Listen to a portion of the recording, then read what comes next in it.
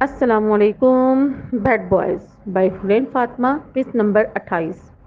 وہ بھاگتے ہوئے ایک کمرے کی طرف گئی جہاں سے اس نے ہاسپٹل میں آتے وقت کچھ عورتوں کو دعا مانگتے ہوئے دیکھا تھا.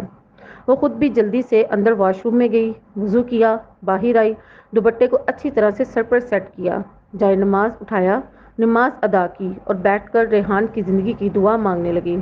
یا اللہ، تو بڑا رحیم ہے، کریم ہے. اپنے پیارے حبیب کے صدقے ریحان کی جان بخش دے. یا اللہ، میرے گناہوں کی سزا اسے مت دیجیے گا. وہ ایک بہت اچھا انسان ہے. اس نے آج تک سب کے ساتھ اچھا ہی کیا ہے. میں آج تک اپنے کیے گئے ہر اعمال کے لیے شرمندہ ہوں. پلیز مجھے معاف کر دیں اور ان کی زندگی بخش دیں. بری تو میں ہوں نا، تو پھر پلیز آپ مجھے سزا دیجیے، اسے بخش دیجیے. وہ دعا مانگنے کے ساتھ ساتھ مسلسل رو بھی رہی تھی. وہ لڑکی جو کچھ دن بعد پہلے ریحان کی موت کی دعائیں کر رہی تھی، کچھ دن آج وہی لڑکی پھوٹ پھوٹ کر اس کی زندگی کی دعائیں مانگ رہی تھی. اس کی ایسی حالت دیکھ کر باہر کھڑے وہ چاروں بھی تڑپ رہے تھے. جانے کتنی ہی دیر وہ وہاں بیٹھی رہی اور ریحان کی زندگی کی دعائیں مانگتی رہی. ان سب نے بھی اسے رونے دیا تاکہ اس کے دل کا بوجھ ہلکا ہو جائے. کمرے میں آتے جاتے لوگ اسے کوئی دیوانی ہی سمجھ رہے تھے اور اللہ سے دعا کر رہے تھے کہ وہ اس لڑکی کی دعا قبول کر لیں. ابھی بھی وہ سب لوگ وہیں کھڑے ہوئے تھے جب ساحر کے موبائل پر دارم صاحب کی کال آنے لگی. ہیلو انکل، کیا آپ سچ کہہ رہے ہیں انکل؟ دوسری طرف سے کی گئی بات سن کر ساحر بھی وہیں سجدے گرنے والے انداز میں چھپ گیا. اسے ایسا کرتے دیکھ وہ لوگ بھی سمجھ چکے تھے کہ کوئی خوشی کی ہی بات ہے. کیا ہوا برو؟ شکر ہے اللہ کا، دانش ریحان بھائی اب خطرے سے باہر ہیں. گولی بس ان کے دل کے قریب سے گزری تھی. اب پریشانی کی بات نہیں ہے. سب کے چہروں پر خوشی چھا گئی. مہا، ریحان بھائی کی جان اب خطرے سے باہر ہے، جلدی چلو ان کے پاس چلیں. ملیحہ مہا کے قریب آتے ہوئے بولی. مہا نے جلدی سے ایک بار پھر اللہ کے حضور سجدہ دیا، جائے نماز کو تہہ کر کے سائڈ پر رکھا اور ان سب کے ساتھ ریحان کے پاس چل دی. پیشنٹ کو ہوش آ گیا ہے، اب آپ لوگ ان سے مل سکتے ہیں، لیکن زیادہ دیر وہاں نہ رکیے گا. ڈاکٹر نے باہر آ کر بتایا تو وہ سب لوگ ریحان کے کمرے میں چلے گئے. لیکن مہا ابھی بھی باہر ہی کھڑی ہوئی تھی. اسے ڈر تھا کہ ریحان اسے دیکھ کر پتہ نہیں کیسا ریئیکٹ کرے گا. ریحان نے آنکھیں کھول کر دیکھا تو وہاں سب موجود تھے، لیکن وہ دشمن جاں موجود نہیں تھی. ریحان تلخی سے مسکرا دیا اور دوبارہ سے اپنی آنکھیں بند کر لی. وہ لوگ ریحان کے دل کی حالت سے اچھی طرح واقف تھے اور پھر ڈاکٹر نے بھی ان سب کو زیادہ دیر اندر رکنے سے منع کیا تھا، اس لیے وہ سب بھی جلدی سے باہر آ گئے تھے. آپ ریحان بھائی سے ملنے کیوں نہیں گئی؟ ساحر نے باہر کھڑی آپس میں انگلیاں مروڑتی مہا سے سوال کیا، جو نظریں جھکائے کھڑی تھی. میں ان کے ساتھ اتنا برا کر چکی ہوں تو پھر کس منہ سے اندر جاتی؟ وہ آنکھوں میں آئی نمی کو پیچھے دھکیلتے ہوئے بولی. قصور آپ کا نہیں ہے، وقت اور حالات ہی ایسے تھے، اس لیے آپ زیادہ ٹینشن نہ لیں اور جا کر برو سے مل لیں. ہم لوگ یہیں باہر بیٹھے ہوئے ہیں. مہا کمرے کا دروازہ کھول کر آہستہ سے قدم اٹھاتے ہوئے اندر داخل ہوئی. وہ پٹیوں میں جگڑا آنکھیں بند کیے لیٹا نہ جانے کتنے برسوں کا مریض لگ رہا تھا. وہ جان چکا تھا کہ اندر روم میں وہ آئی ہے، لیکن پھر بھی چپ چاپ آنکھیں بند کیے لیٹا رہا. سنو، ہم ناراض ہیں تم سے، بہت ناراض ہیں تم سے. بہت مغرور ہونا تم، بہت مصروف ہونا تم. ہمیں تو یاد کرنے کا، وقت برباد کرنے کا. تمہیں تو وقت ہی کب ہے ہم کو یاد کرنے کا. نہ تم کو یاد آتے ہیں، تمہیں کتنا ستاتے ہیں. تمہیں نہ یاد آئیں گے، نہ تم کو یوں ستائیں گے. جب ہم دنیا سے جائیں گے تب ہم سے ملنے آؤ گے تو ہم بھی تم کو بتا دیں گے. بہت مجبور ہیں ہم بھی، بہت مصروف ہیں ہم بھی. ہمیں بھی کام ہے کتنے. تب ہم آنکھیں نہ کھولیں گے، کبھی تم سے نہ بولیں گے کہ ہم ناراض ہیں تم سے، ہم ناراض ہیں تم سے. اتنا تو اسے بھی پتا تھا کہ وہ جانتا ہے وہ اس وقت اس کمرے میں موجود ہے، لیکن پھر بھی آنکھیں موندے لیٹا رہا. شاید یہ ناراضگی کا اظہار تھا کہ وہ اس سے بات نہیں کرنا چاہتا تھا. وہ بھی آنکھوں میں آئی نمی کو پیچھے دھکیلتی، جس طرح سے آئی تھی اسی طرح واپس چلی گئی. وہ بھی شاید دوائیوں کے زیر اثر تھا، اس لیے نیند کی وادیوں میں گم ہو گیا. صبح جب ریحان کی آنکھ کھلی تو اس نے ضد کی کہ اسے آج ہی ڈسچارج کیا جائے، وہ ایک دن اور یہاں نہیں رک سکتا. ڈاکٹرز نے اسے بہت منع کیا کہ یہ اس کی صحت کے لیے ٹھیک نہیں ہے. اس کے زخم ابھی بھی گہرے ہیں. لیکن اس نے کسی کی ایک نہ مانی تو ڈاکٹر کو بھی مجبوری میں اسے ڈسچارج کرنا ہی پڑا۔ لیکن انہوں نے ریحان کو کہہ دیا تھا کہ ایک نرس اس کی دیکھ بھال کے لیے اس کے پاس رہے گی کیونکہ اس کی طبیعت ابھی بھی اچھی طرح ٹھیک نہیں ہوئی، تو ریحان نے چپ چاپ ڈاکٹر کی بات مان لی۔ آج انہیں گھر آئے ہوئے 4 دن ہو گئے تھے۔ ریحان کے ساتھ مسلسل ایک نرس رہتی جو اس کا خیال رکھتی، اسے کھانا کھلاتی، میڈیسن دیتی، شرٹ چینج کرواتی۔ مہا کمرے میں آتی تو وہ اور زیادہ نرس سے ہنس ہنس کر باتیں کرتا جس سے وہ جل بھن کر رہ جاتی۔ اس نے ریحان سے کافی دفعہ بات کرنے کی کوشش کی تھی لیکن ریحان ہر دفعہ اسے اگنور کر جاتا۔ اس نے یہ سب کو یہ بھی کہا تھا ریحان کا خیال وہ خود رکھے گی، نرس کی جب ضرورت ہوگی بلا لیا کریں گے، لیکن ریحان نے اس کی ایک نہیں سنی۔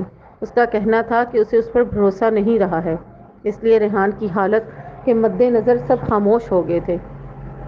آج بھی نرس اندر ریحان کو سوپ پلا رہی تھی اور باہر مہا غصے سے لاؤنج میں ادھر ادھر گھوم رہی تھی۔ سب اس کی حالت سے لطف اندوز ہو رہے تھے۔ کیا کچھ زیادہ ہی ہنسی نہیں آ رہی تم لوگوں کو؟ ابھی کے ابھی اپنے دار اندر کرو سب، نہیں تو میں توڑ دوں گی۔ وہ ان سب کو غصے سے گھور کر بولی جو دبی دبی ہنس رہے تھے۔ مرو تم سب، میں ذرا اس چپکو کو دیکھ کر آؤں۔ آج تو میں اس چپکو کا کھاتا صاف کر کے ہی آؤں گی۔ میرے شوہر کے ساتھ ایلو کرے گی، ابھی بتاتی ہوں۔ مہا نے غصے سے صوفے پر بڑا جشن اٹھایا اور ملیحہ کو دے مارا جو سب سے زیادہ مسکرا رہی تھی اور اندر چل دی۔ مہا نے کمرے میں جاتے ہی نہ آؤ دیکھا نہ بھاؤ دیکھا۔ نرس جو کہ ریحان کو شرٹ چینج کروانے لگی تھی اسے بازو سے پکڑ کر کمرے سے باہر لے گئی اور کمرے سے باہر دھکا دے دیا۔ 1 منٹ سے پہلے نکلتی بنو یہاں سے، ورنہ مجھ سے برا کوئی نہیں ہوگا۔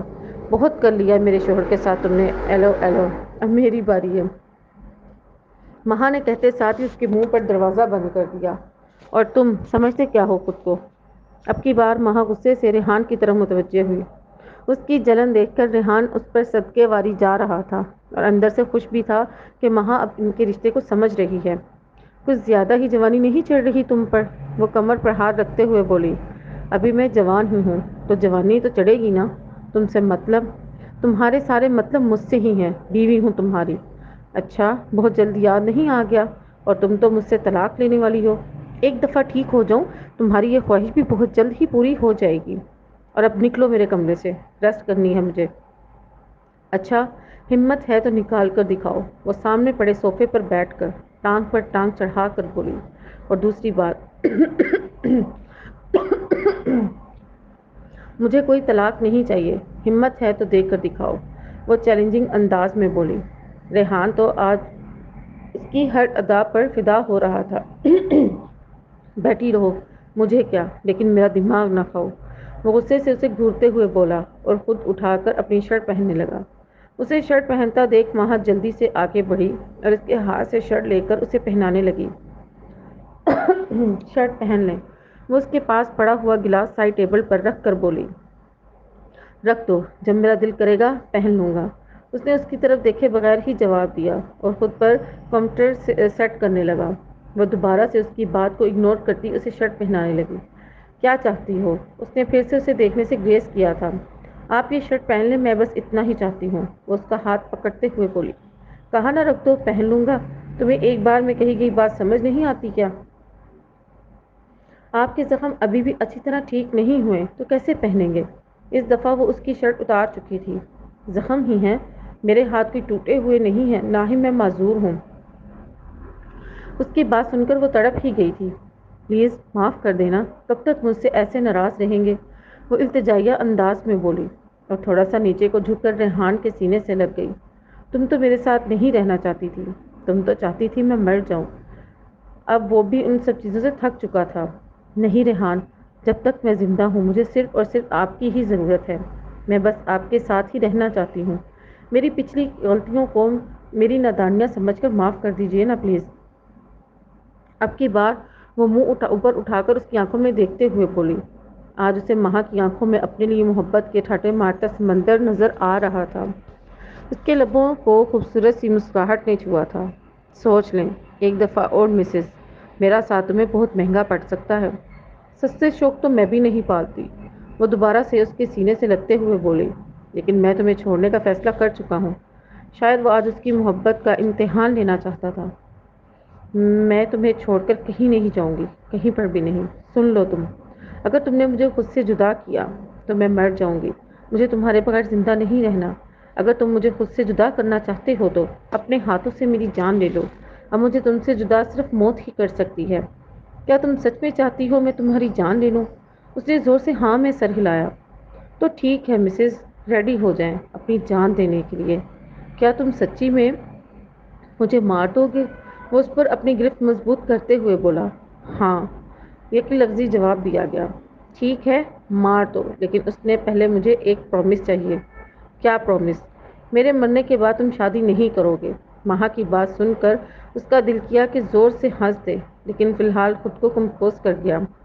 سوچ لو، تڑپا تڑپا کر ماروں گا، وہ اس کی کمر پہ ہاتھ ڈال کر مزید قریب کرتے ہوئے بولا۔